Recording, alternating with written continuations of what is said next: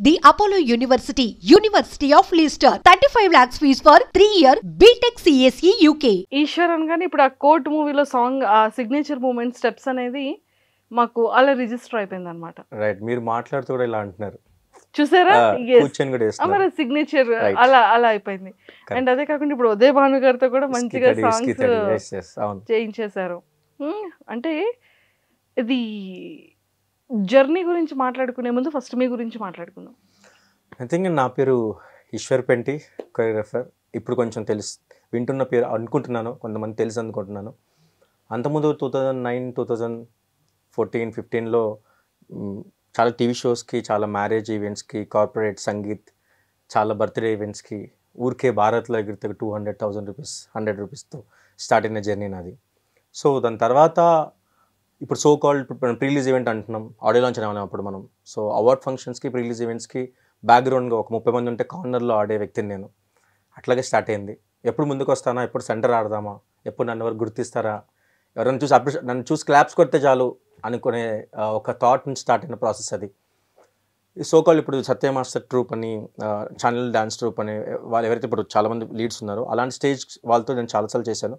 వాళ్ళతో పనిచేసినప్పుడు తెలిసింది ఏంటంటే ఫిలింలో డాన్స్ ఆడొచ్చు, దానికి కొన్ని క్వాలిటీస్ ఉండాలి. ఆ క్వాలిటీస్ మన దగ్గర ఉన్నాయని తెలుసు, కానీ పెద్ద క్వాలిటీ ఏదంటే డబ్బు. సో మనకు ఆ టైంలో డబ్బు పెద్ద ప్రాబ్లం, అందరికీ ఇప్పుడు కూడా పెద్ద ప్రాబ్లమే. సో ఆ టైంలో జస్ట్ లక్ టెస్ట్ చేద్దాం కూడా కౌంట్ చేసుకోవాలి ఆ టైంలో. అంటే ఎందుకంటే బేసిక్గా ఇంకొంచెం వెనక్కి వెళ్తే ఏంటంటే మా నాన్న ఒక ఆటో డ్రైవర్, మా అమ్మ ఒక స్వీట్ షాప్లో లేదంటే ఇంట్లో పనిచేసే ఒక అమ్మ, నార్మల్ ఒక విలేజ్ నుంచి వచ్చిన. అంటే సినిమా నాలెడ్జ్ ఇద్దరికీ ఏం లేదు. మా నాన్న బాలబాబా ఫ్యాన్, ఆయన సినిమాకి మాత్రమే థియేటర్కి వెళ్తారు. ఆయన ఇంకే సినిమా థియేటర్కి వెళ్ళాడు, మిగతా అన్నీ టీవీలో వస్తే చూస్తారు, లేదంటే బాగుంది బాగాలేదు ఫోన్లో చూడడం అంతే. ఇప్పుడు అది కూడా.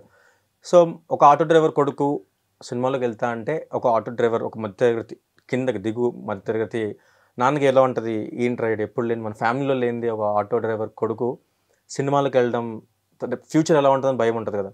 సో అలాంటి ఒక ప్రాసెస్లోనే నేను కూడా కాలేజ్ అని చెప్పి, చదువు అని చెప్పి చాలా టైం వేస్ట్ చేసిన. ఇలా అంటే ఒక ఆర్ట్ నాలో ఉంది డాడీ, నేను చేయగలను అని చెప్పడానికి చాలా భయపడ్డా. ఎందుకంటే మా నాన్న మైండ్ సెట్ నాకు తెలుసు, తొందరగానే చాలా సెన్సిటివ్ ఉన్నదా. అంటే ఒక 5,000 ఉంటే 5,000లోనే బద్దాం అంటాడు, కానీ అప్పు చేసే రకం కాదు. ఎవరికైనా పెద్దదైతే ఇద్దాం, చిన్న దానికి అప్పు ఇచ్చే రకం కూడా కాదు మా నాన్న. సో చాలా ఆలోచిస్తాడు, ఎందుకంటే ఇద్దరు ఆడపిల్లలు, మగపిల్లడు, ఒక ఫ్యామిలీ, ఆటో డ్రైవర్.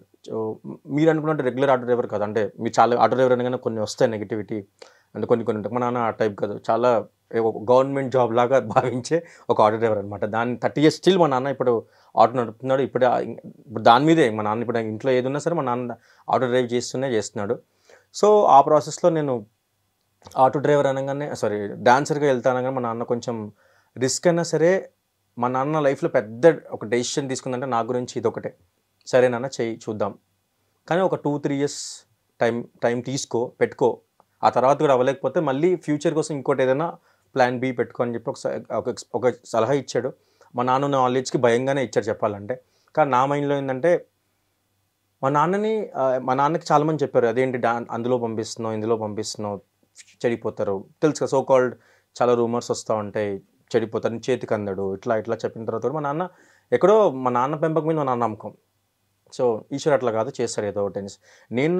మా నాన్న ఎప్పుడు నాతో చెప్పలేదు అట్లుంటుంది ఇట్లుంటుంది అని, ఎప్పుడు భయాలు చెప్పలేదు. కానీ అదే జాగ్రత్త అని ఒక మాట అనేవాడు. నేను ఎప్పుడు మా నాన్న థాట్ని, లేదా మా నాన్నకు చెప్పిన సో కాల్డ్ కొంతమంది చెప్పిన అందరి ఆలోచనల్ని రాంగ్ అని ప్రూవ్ చేయడం కోసం వర్క్ చేస్తూ వచ్చా. ఇప్పుడు స్టిల్ నా మైండ్లో అదే ఉంటుంది, నేను ఏదో చేయగలను అండ్ వాళ్ళు చెప్పినవన్నీ రాంగ్ అని ప్రూవ్ చేయడానికి ఎప్పటికప్పుడు నేను కష్టపడుతున్నా. నా మైండ్లో ఎప్పుడు మా నాన్న ఉంటాడు, మా అమ్మ ఉంటుంది.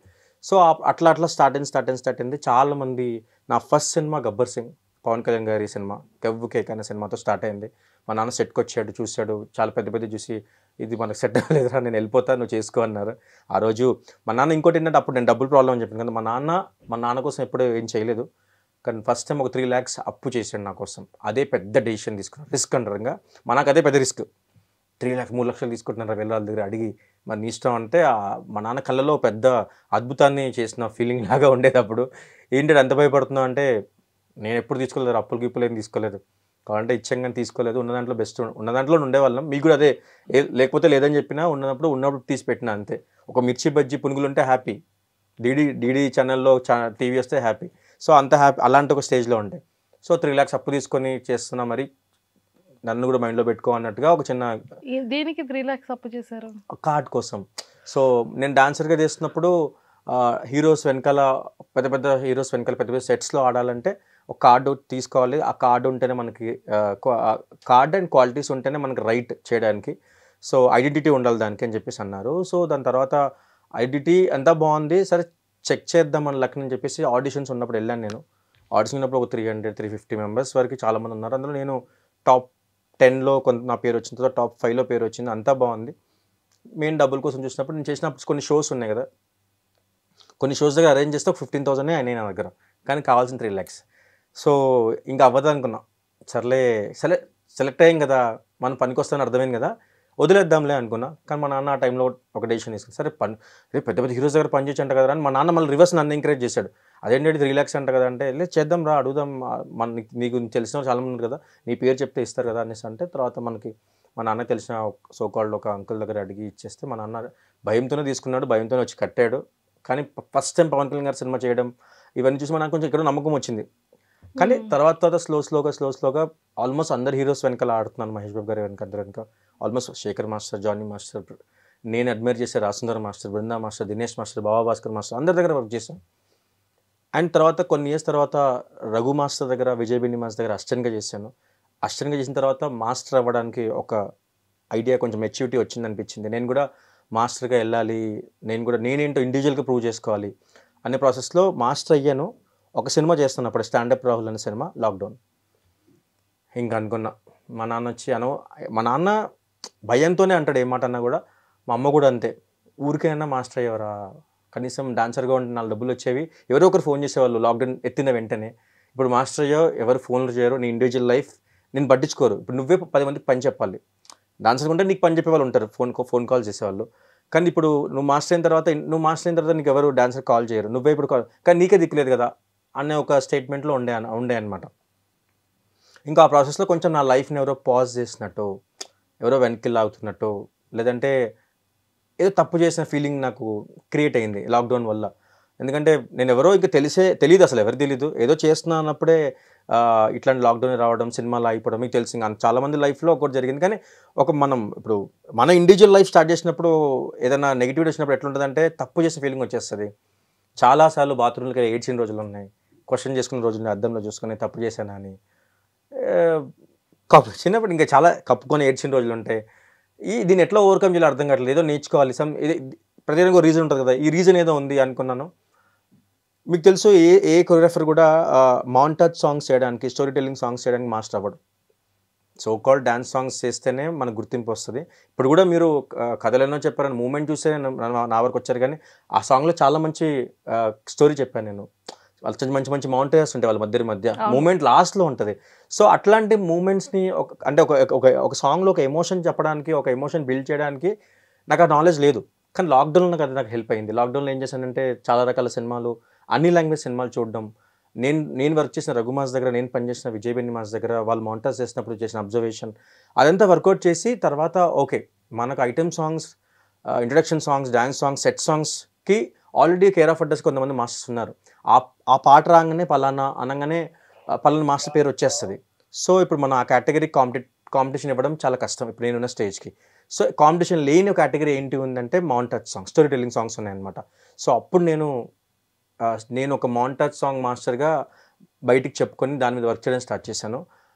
పేరు ఎప్పుడో అది ఫస్ట్ నేమ్ వచ్చేసి నాకు చుట్టంలో చూసిపోకల, ఏది గ్యాంగ్స్ ఆఫ్ వదిలిలో ఆ సాంగ్ ఫస్ట్. అందులో మౌంటాజ్ ఒకే మూమెంట్ ఉంటుంది, అది అందరికి తెలిసిందే. దాని తర్వాత మళ్ళీ కోర్ట్, మళ్ళీ ఇప్పుడు కొంతమంది మా డైరెక్టర్స్ నమ్మడం స్టార్ట్ చేశారు. ఇప్పుడు మీరు చెప్పినట్టు ఉదయభాన్ గారితో ఇస్కి తడి చేసేద్దాం దేత్తడి, అది full on dance song. So అట్లా మాస్ ఇంకా ఇట్లా స్టార్ట్ అయింది అనమాట. అలా స్టార్ట్ అయింది. ఎస్. సో ఫస్ట్ అంటే ప్రతి ఒక్కరికి గుర్తుంటుంది కదా, స్టార్టింగ్ ఇనీషియల్ స్టేజ్ అంటే ప్రతి ఒక్క డిపార్ట్మెంట్లో ఇనీషియల్ స్టేజ్లో ప్రతి ఒక్కరికి మళ్ళీ A2A నేర్చుకోవాలి, ఏ నుంచే నేర్చుకోవాలి. కానీ అక్కడ ఉన్న పెయిన్ అనేది చాలా కష్టంగా ఉంటుంది.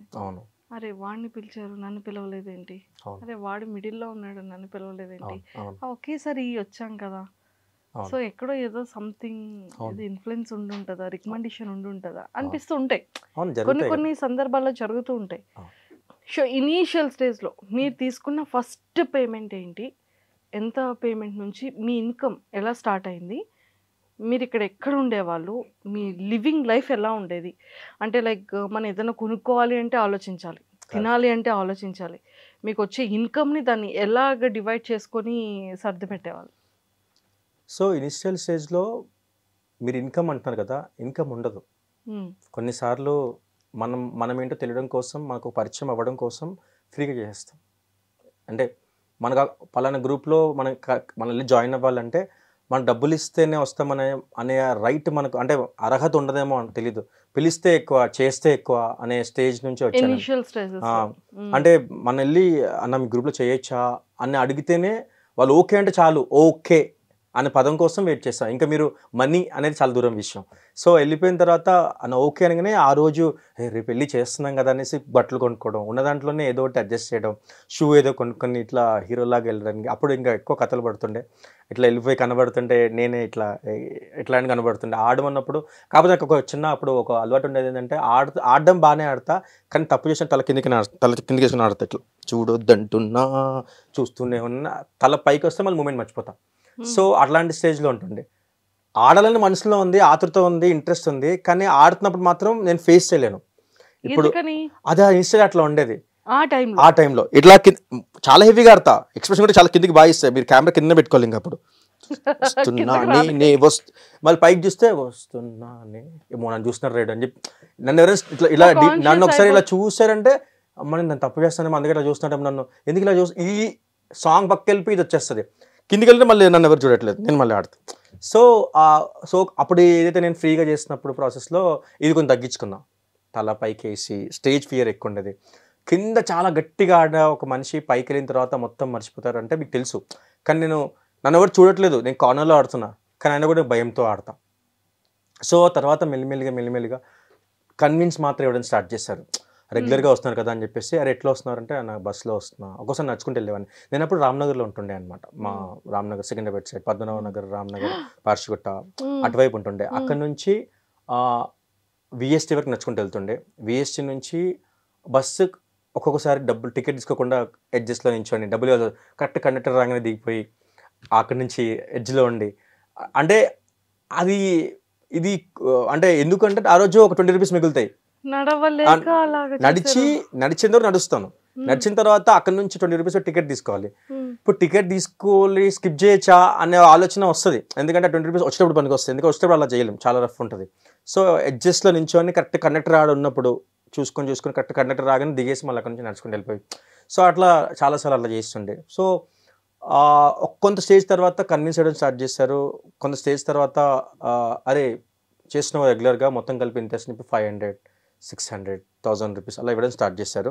అదే టైంలో నాకు ఓంకార్ అనే షోస్ స్టార్ట్ అయ్యాయి. ఆటా 4, ఆటా జూనియర్స్, ఛాలెంజ్ 1, నేను ఎవరు మాస్టర్ కంటెస్టెంట్ కూడా అంత సీన్ లేదు. డాన్సర్గా అంటే పెళ్ళిళ్ళు కొన్ని ఒక చిన్న కార్పొరేట్ ఈవెంట్స్ చేసే అతనికి టీవీ షోస్లో కూడా చేస్తే బాగుంటుంది నా నాలెడ్జ్ వచ్చిందే అప్పుడు నాకు.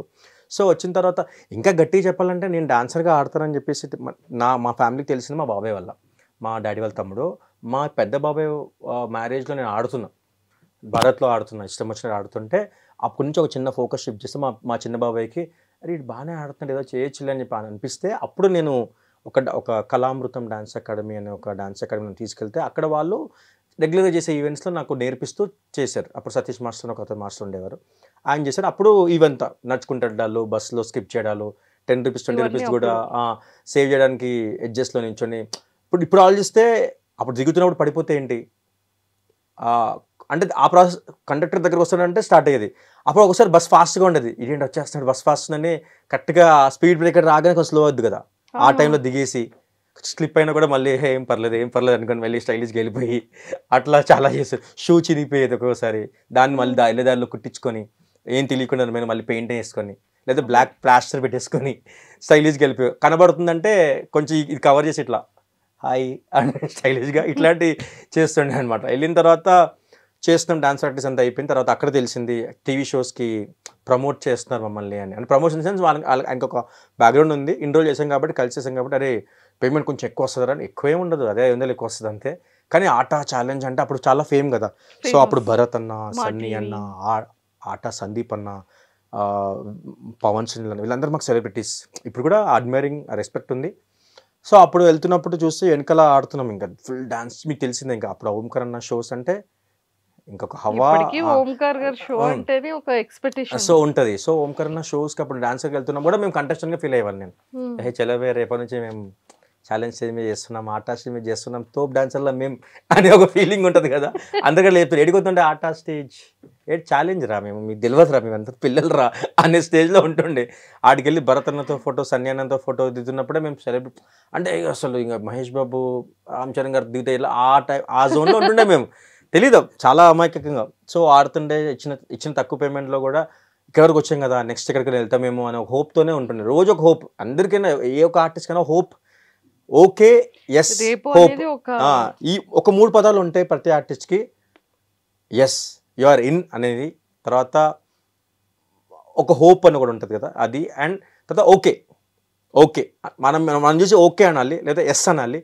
తర్వాత మన మీద ఒక నమ్మకం, ట్రస్ట్ ఉండాలి. ఈ 3 మీద మనం రన్ అవుతూ ఉంటాం రోజు. మనీ అనేది వస్తూ ఉంటుంది,